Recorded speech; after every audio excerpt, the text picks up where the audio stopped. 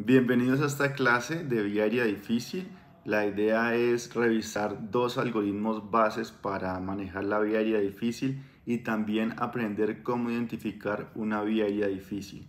Y en la última parte de esta clase, aterrizarlo un poquito a nuestro medio laboral y establecer cuál sería la mejor forma de manejar un paciente de acuerdo a los recursos que dispongamos en nuestro sitio de trabajo. Así que vamos a darle a la clase y a ver las diapositivas. Esta charla es sobre cómo afrontar una vía aérea difícil y la he denominado calmación en la intubación. ¿Por qué? Porque si tenemos un plan y tenemos todo estudiado de forma premeditada, podemos hacer las cosas con calma y llegar a un mejor destino. Y la idea es no encontrarnos en una situación así.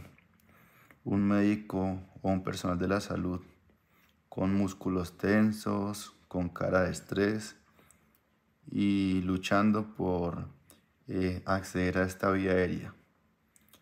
¿Y por qué tenemos que hablar de vía aérea difícil? Porque hay una incidencia entre el 1.15 al 3.8% de todas las intubaciones que se dan en el mundo. Y eso quiere decir que tenemos en promedio 9 millones de vías aéreas difícil al año por todos los pacientes que se intuban, ya sean por enfermedad o por cirugía. Y estos son datos prepandemia, es decir que este dato pudo haber subido un poco más con todas las personas que se intubaron en la pandemia o durante la pandemia mejor. Esta es la última definición que aparece en las guías de la ASA de este año y se define vía aérea difícil como una situación clínica donde se presenta dificultad o falla, es decir, que sea difícil o que nunca se logre en uno o más de los siguientes aspectos. Ventilación con máscara facial, ya sea porque hay más salida de esos gases que se ventilan que lo que le entra en realidad a la vía del paciente. Dificultad o falla a la laringoscopia porque no se puede ver las estructuras laríngeas. Dificultad o falla de uso de un dispositivo supraglótico. Dificultad a la intubación porque puede que tengamos una buena laringoscopia, pero por condiciones anatómicas o por condiciones del paciente nunca se logre intubar. Dificultad o falla a la extubación o incluso en vía aérea quirúrgica, ya sea de forma anticipada o no anticipada, y ellos hacen la salvedad que sea ejecutado por un médico entrenado en anestesia. ¿Y por qué en anestesia? Probablemente porque es una guía hecha para anestesiólogos y probablemente porque los anestesiólogos tenemos el mayor entrenamiento en manejo de vía aérea. ¿Y eso por qué? En mi caso, por ejemplo, yo intubo de 4 a 5 personas al día en procedimientos programados o en procedimientos de urgencias. Y por eso traigo a colación esta imagen, que este es el anestesiólogo llegando a intubar urgencias después que lo llamaron para intubar una vía aérea difícil que ningún otro personal o ningún otro especialista había podido intubar. Y esto es el primer punto. Quiero dejarles claros que siempre hay que sospechar. ¿Y cómo sospechamos? Utilizando predictores. Y predictores no son otra cosa que algunos factores que nos predicen o nos pueden decir que nos vamos a enfrentar a una vía aérea difícil. Este es un clásico, el Mallampati, que es la relación entre la base de la lengua y las estructuras o el resto de estructuras dentro de la ósea, dentro de la cavidad oral, perdón. Y se clasifica de 1 a 4 o incluso de 0 a 4 cuando se ve la epiglotis con el solo hecho de abrir la boca. Este es Mallampati 1, Mallampati 2, 3 y 4. En el 1 se ven los pilares anteriores y posteriores de los paladares, con las amígdalas, la úvula, paladar duro y paladar blando, y pues van aumentando en dificultad cuando se ven menos estructuras de la cavidad posterior. Por ejemplo, en este Malampati 4, la base de la lengua solo deja ver el paladar duro. Y si vemos en todas estas escalas, les voy a dejar la sensibilidad y la especificidad de cada una de ellas. Otra cosa que quiero aclarar de Malampati es la forma de evaluar, porque a veces lo hacemos mal. La idea es que el paciente abra la boca en su mayor distancia posible y sin fonar vamos a hacer la evaluación de esas estructuras de la boca.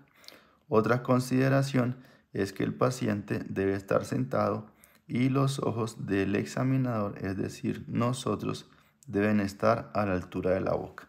Esto para no sobrevalorar o subvalorar esta escala de Malampati. Otra escala que podemos evaluar es la escala de Pattil-Altretti o medición de la distancia tiromentoniana, que es del cartílago tiroides hasta el mentón, y esto tiene que ser mayor a 6.5 centímetros, o a veces dicen que simplemente es mayor a 6 centímetros. Otra distancia que podemos medir es la distancia esternomentoniana, que debe ser mayor a 13 centímetros y es muy similar a la otra. Simplemente tomamos una medida entre el mentón y entre el manubrio esternal, y esa medida en línea recta pues debe ser mayor a 13 centímetros. La distancia interincisivos o apertura oral se mide pidiéndole al paciente que abra la boca lo que más pueda de forma espontánea, y esto debe ser mayor a 4 centímetros, o lo que simplemente hacemos es que sea mayor a estos 3 traveses de dedos, y esto nos da una medida de cuánto es esa distancia o la apertura oral. Otra consideración que debemos tener es la protrusión mandibular, y consiste en pedirle al paciente que los dientes o la mandíbula pase o intente ser pasada sobre los incisivos superiores. Esto es una protrusión mandibular positiva, que debe ser lo normal, que los incisivos inferiores estén por delante de la línea de los incisivos superiores cuando el paciente intenta hacerlo. Esto es un puntaje de 0 cuando, a pesar de intentar sobrepasarlo, quedan al mismo nivel, y esto es un puntaje de -1 cuando, a pesar de intentarlo, el paciente no logra sobrepasar los incisivos superiores. Esta es otra clasificación de Bell-House-Dor, que mide la movilidad de la articulación atlanto-occipital y, en últimas, la extensión cervical. Se forma un ángulo entre el piso de la boca y, o sea, la posición inicial de la boca cuando no extiende el cuello y cuando extiende el cuello, y ese ángulo debe ser mayor a 35 grados para que sea no considerada una vía aérea difícil. Y la clasificación de Cormack y Ligen, que esta no se puede hacer de manera a la exploración física, simplemente porque es una clasificación a la laringoscopia, pero nos sirve al momento de revisar la historia clínica del paciente, sobre todo en anestesia, porque nosotros dentro del récord anestésico ponemos esta clasificación de Cormack, y si el paciente pues obviamente debe haber tenido una intubación previa, nos puede decir qué tan fácil o qué tan difícil fue visualizar esta apertura glótica. Esto es un resumen de la sensibilidad, especificidad, valor predictivo positivo y negativo de algunas de las escalas para medir la vía aérea, y si vemos, todas tienen estos valores en un rango bajo, que no superan en muchos o en todos los casos más del 30%. ¿Y esto qué nos quiere decir? Que una sola escala o una sola clasificación de estas no nos sirve para identificar si nos estamos enfrentando a una vía aérea difícil, sino que hay que hacer una suma de varias. Y aquí les traigo una analogía de este programa que yo veía en mi infancia, que era el Capitán Planeta, donde había 5 jóvenes que todos tenían poderes diferentes, pero cuando se reunían los poderes, llegaba un ser más poderoso que era el Capitán Planeta. Y eso quiere decir que la suma de todos es mucho más fuerte que el poder individual de cada uno.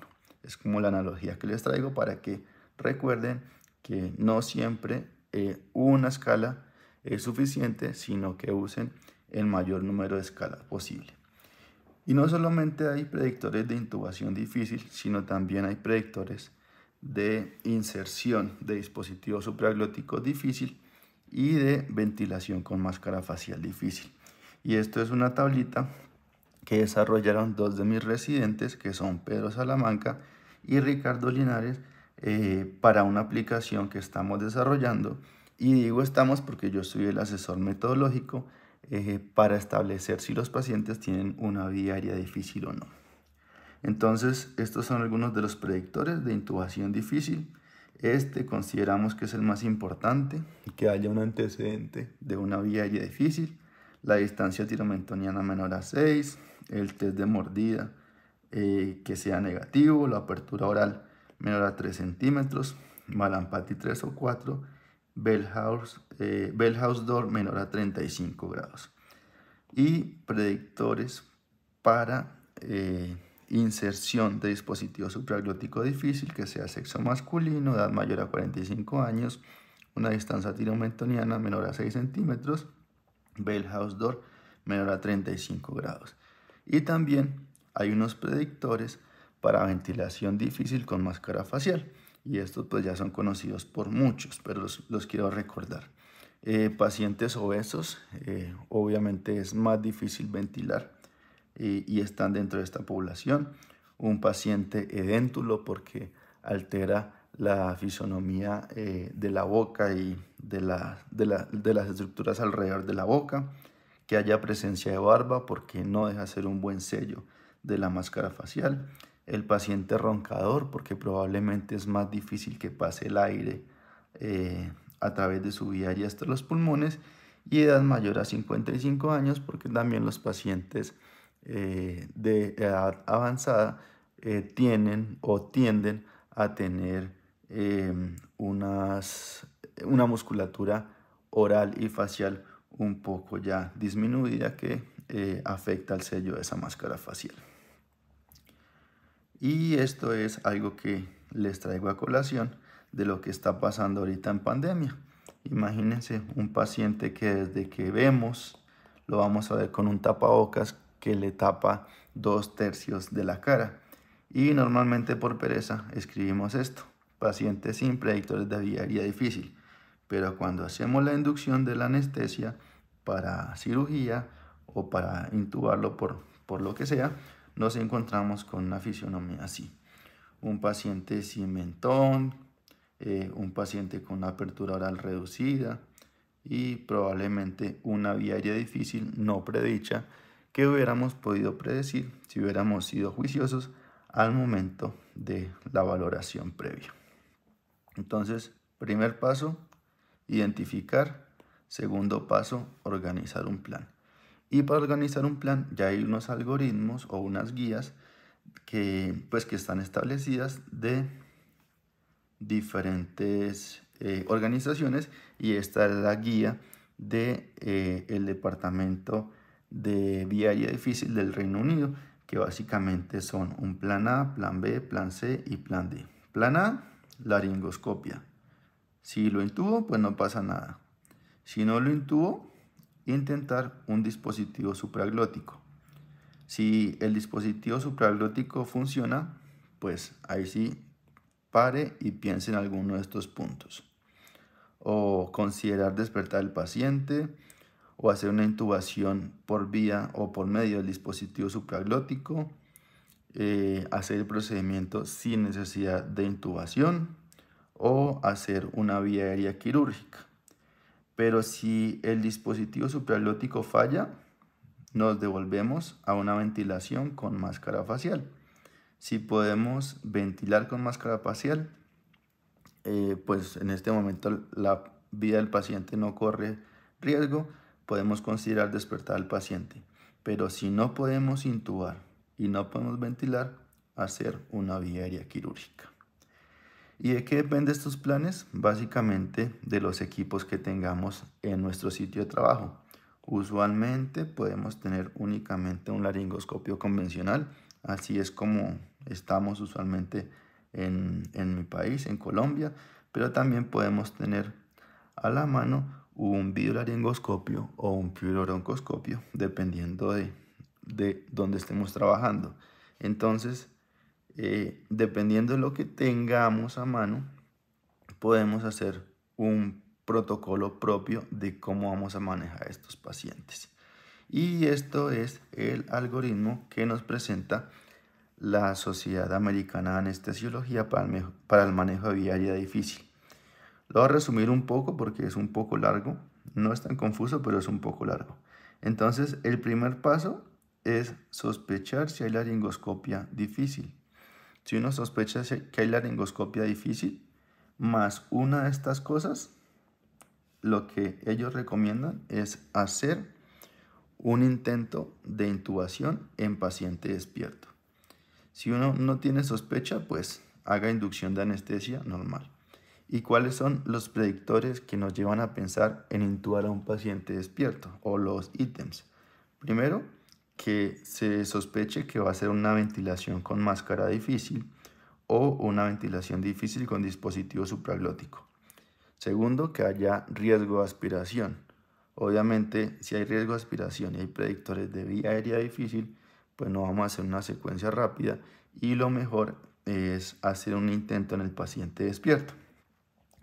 Cuando hay riesgo de saturación o cuando hay riesgo de una vía aérea quirúrgica difícil. Si hacemos el intento de intubación en paciente despierto y lo logramos, pues listo, no tenemos ningún problema. Pero si no lo logramos, el paciente está despierto, tenemos que considerar alguna otra opción de intubación, de pronto fibrobroncoscopio, de pronto videolaringoscopio, o posponer el caso, en este caso la cirugía. Si nos vamos por el otro lado, que nunca consideramos una laringoscopia difícil, hicimos el primer intento y no se logró, lo que ellos dicen es limita el número de intentos y considere pedir por ayuda. Y ahí tenemos dos opciones: ventilar nuevamente con máscara facial, y esto puede ser adecuado o inadecuado. Si es adecuado, pues no hay ningún problema, nos relajamos un poquito, pero si la ventilación con máscara facial es inadecuado, ahí entramos a considerar un dispositivo supraglótico, estilo máscara laringe. Si la ventilación con ese dispositivo es adecuado, pues también nos relajamos un poquito, pero si ya no es adecuado, ya entramos a considerar una vía aérea de emergencia. Y esto es algo para recordar la situación de no intubación, no ventilación. Aquí nos van a quedar las gónadas usualmente. Otra estrategia que podemos utilizar es la oxigenación apneica. Yo traté un poco este tema cuando hablé de inducción, intubación, secuencia rápida, pero lo voy a explicar mejor acá. ¿Y qué es una oxigenación apneica? Es la suma de dos dispositivos de oxigenación. El primero es la máscara facial con una fracción inspirada de oxígeno del 100%, y el segundo puede ser una cánula nasal o cualquier dispositivo que dé un flujo alto de oxígeno, en este caso una cánula nasal con un flujo mayor a 15 litros por minuto. ¿Esto que nos va a permitir? Dar una FIO2 al 100%, y cuando retiremos la máscara facial vamos a continuar con un flujo de oxígeno alto. ¿Y esto para qué? Normalmente, ¿qué pasa? Normalmente el aire entra por un gradiente o una diferencia de presión entre la presión atmosférica y la presión pleural, que la presión pleural usualmente es negativa por la acción del músculo diafragma. Cuando el músculo diafragma se contrae, se pone horizontal y hace que por ese gradiente de presión el aire entre y llegue directamente hacia los alveolos. ¿Y ese aire qué va a tener? Pues una gran concentración de nitrógeno, pero va a tener una concentración de oxígeno, y ese oxígeno va a llegar al alveolo y por difusión, por gradiente de concentración en este caso, va a pasar del alveolo al oxígeno. Pero en este caso el paciente está en apnea. Entonces, si está en apnea, no hay ese efecto del diafragma y básicamente tenemos un alveolo que se va a llenar de oxígeno, por decirlo así, dependiendo del flujo únicamente que entre y que le estamos dando por esa cánula nasal, un flujo de oxígeno alto. Y hay otro mecanismo también que es la contracción del miocardio. Imagínense que adyacente a este alveolo está el corazón y este corazón va a generar una contracción. Esa contracción va a hacer que este alveolo se contraiga y se expanda, obviamente no en la medida de una ventilación normal, pero va a producir algo de contracción, de expansión y de contracción de ese alveolo porque está adyacente al corazón, y obviamente tampoco va a ser de todos los alveolos pulmonares, pero sí de algunos otros, y eso va a proporcionar que también haya una entrada y una salida de gases y un intercambio mayor de gases, y eso lo que nos va a hacer es aumentar el tiempo de apnea. Y en un paciente con una vía aérea difícil, el tiempo de apnea es un punto clave a tener en cuenta. Si tenemos mayor tiempo de apnea, que el paciente no se sature por debajo del 90% o incluso por debajo del 60%, pues será algo exitoso para nosotros. Y es que el tiempo de apnea depende también de las condiciones del paciente. Esto es una curva de oxigenación o de saturación de oxígeno contra el tiempo en minutos. Si vemos un paciente adulto sano, tarda de bajar de una saturación del 100% casi a una saturación del 0%, casi 10 minutos. Un adulto críticamente enfermo, normalmente la saturación no está llegando al 100%. Entonces empezamos ya con un déficit de un 90%.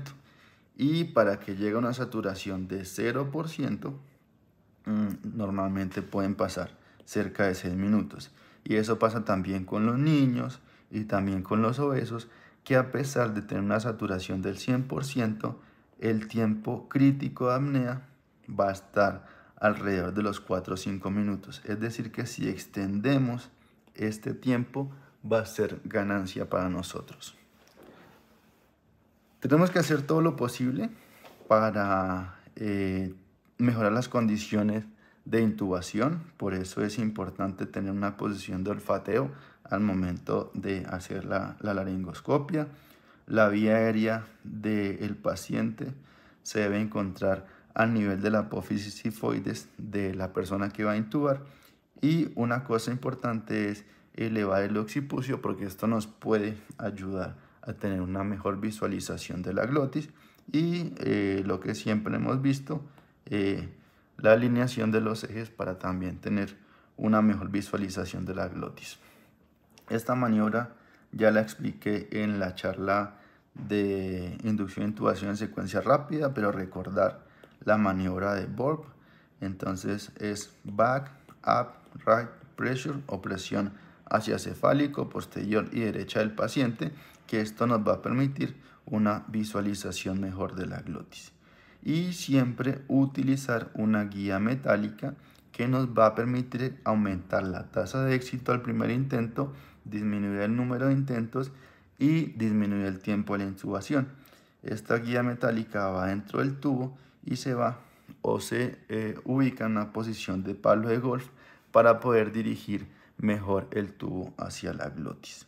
En los pacientes obesos siempre es importante o ventajoso tener esta posición en rampa. Lo que se hace es utilizar una cuña en el tórax, en el hemitórax superior, para elevarlo y hacer coincidir el hueco supraesternal que tenemos acá con el conducto auditivo externo en horizontal. Eso ha demostrado que permite una mejor visualización de la glotis en pacientes obesos. Y esto es alguno de los ítems que deben estar en anestesia, o sea, en salas de cirugía, para el manejo de vía aérea difícil. Esto está en las guías de este año. Simplemente les aconsejo que si pueden hacer o pausar el video y revisar qué tienen de esto, lo pueden hacer. También una lista para el manejo de vía aérea en los carros portátiles. Si ustedes también trabajan y tienen un carro portátil, miren cuál de estos elementos tienen o cuáles les hacen falta para manejar vía aérea. Y esto cómo aplica en la vida real. Este es un caso de una paciente de 43 años que tenía esta adherencia y que limitaba la extensión cervical. La extensión cervical de ella era nula. Y esta adherencia se iba a liberar. Era una paciente que venía programada, es decir, que tenía ayuno completo, no se consideraba estómago lleno, y el planteamiento inicial que yo le hice a ella, porque fue un caso que yo di, fue hacer una intubación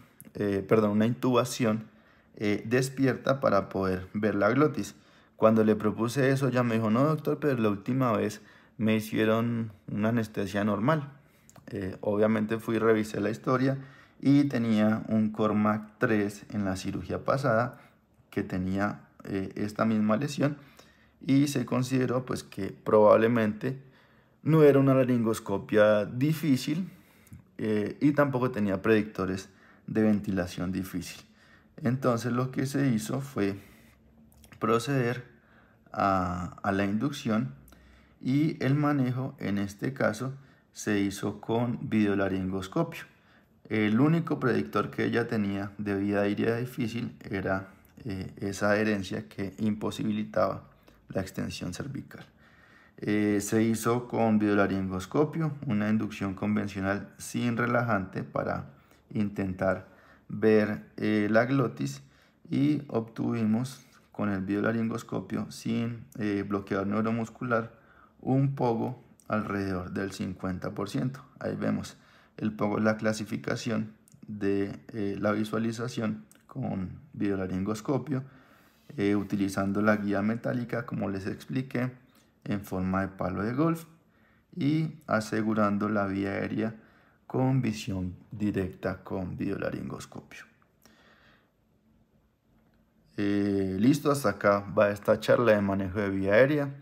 Como siempre, puntos importantes a recalcar. Primero, evaluar la vía aérea. La evaluación de vía aérea de los pacientes no es solamente del anestesiólogo.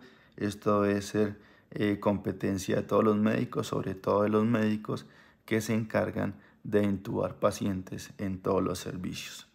Lo otro es establecer un plan dependiendo de las posibilidades que tengan dentro del servicio, y siempre pensando cuál es la opción A, cuál es la opción B, cuál es la opción C, cuál es la opción D, y si tengo más opciones dependiendo de mis posibilidades. Y ya, si tienen preguntas, si tienen dudas, los pueden dejar aquí en los comentarios de este video, y nosotros los estaremos respondiendo de forma rápida y de la forma más clara posible.